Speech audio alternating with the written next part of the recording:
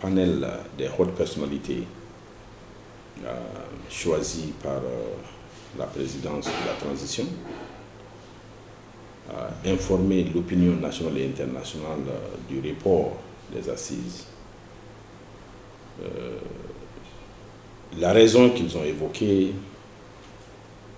est qu'ils ont entamé des concertations en vue d'élargir de façon inclusive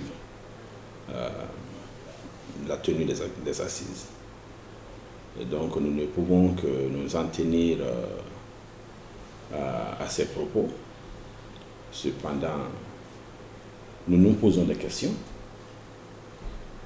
Est-ce que la mission confiée au panel de hautes personnalités leur donne l'autorité de reporter les assises, parce que le chronogramme est gouvernemental et porte sur plusieurs aspects de la vie de la nation au-delà des assises. On pourrait aussi se demander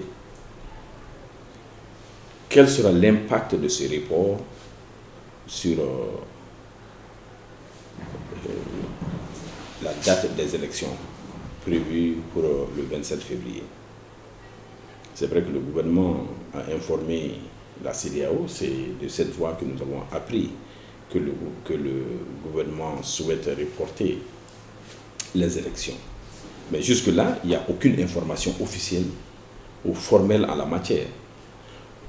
Les quartiers généraux, les potentiels candidats aux élections à venir n'ont pas suffisamment d'informations sur le calendrier des élections et même le report des élections. Et donc nous sommes dans un état d'incertitude qui n'est pas favorable à l'accalmie politique. Nous pouvons nous demander est-ce que les assises vont se tenir. C'est plutôt la question qu'il faut se poser, parce que l'objectif souhaité par le panel aujourd'hui, c'est nous avons reporté pour plus d'inclusivité. Donc les assises n'auront pas lieu entre novembre et le 24 décembre pour la simple raison qu'ils ont engagé des concertations avec la classe politique et surtout celles réticentes à participer aux assises de la refondation. Donc aujourd'hui nous sommes dans une impasse. On ne sait pas exactement à quoi s'attendre. Cela n'est pas de bon présage. Il est important que le gouvernement communique rapidement, et surtout avec la classe politique, sur la suite des événements. On s'attendait, on se préparait pour des assises, maintenant que c'est reporté, à quoi s'attendre? Cette information, elle est capitale.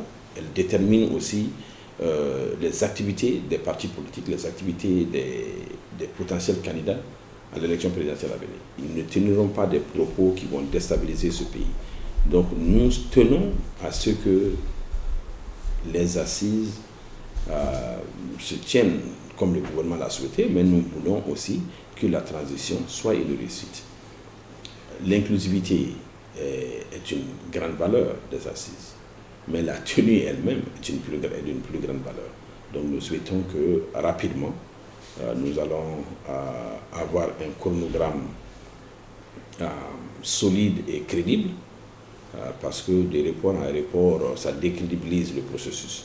Et donc nous souhaitons que le prochain chronogramme sera respecté et pour qu'on aille rapidement à ces assises dont le gouvernement tient aussi temps, pour qu'on puisse avoir les élections à venir et que la transition puisse se terminer dans la réussite et dans l'honneur des autorités de la transition.